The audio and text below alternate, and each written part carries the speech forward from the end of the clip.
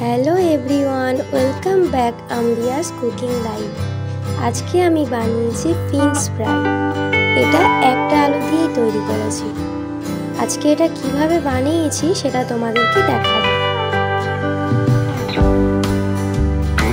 প্রথমে আমি একটা আলু এই রকমভাবে লম্বা লম্বা করে কেটে রেখেছি। এবারে এটা সিদ্ধ করতে দেব। হালকা একটু লবণ দিয়ে সিদ্ধ করে নিতে হবে। খুব বেশি সিদ্ধ করলে হবে না, এটা ভেঙে যাবে। আলুটা সিদ্ধ করা হয়ে গেলে একটা সাদা পেপারে এটা তুলে নেব।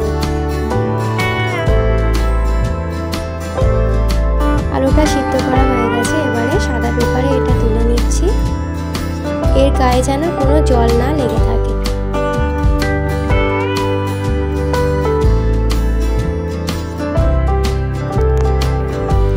এবার একে একে এতে অল্প একটু ময়দা,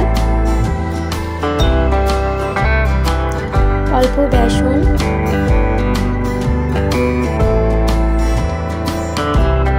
মরিচ গুঁড়ো,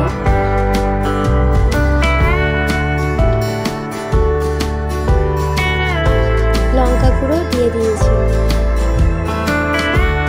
এরপর সামান্য একটু লবণ দিয়ে দেবো। লবণের পরিমাণটা কম রাখতে হবে, কারণ সিদ্ধ করার সময় লবণ দিয়েছি। এবার এটা ভালো করে মেখে নিচ্ছি। এটা মাখা হয়ে গেলে একটা কড়াইয়ে অল্প তেল দিয়ে এটা ফ্রাই করে নেব।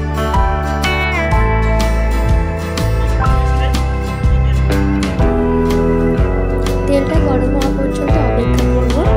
তেলটা গরম হয়ে গেলে এই আলু যে মিক্সটা আছে সেটা ফ্রাই করে নেব।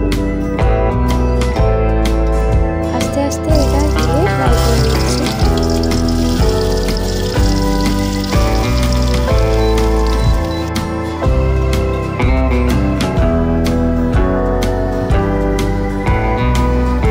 ওভেনের আঁচ এটা লো মিডিয়ামে দিয়ে রাখতে হবে। আস্তে আস্তে ফ্রাই করতে হবে যেন পুড়ে না যায়। ফ্রাই করা হয়ে গেছে, এবার এটা তুলে নিচ্ছি।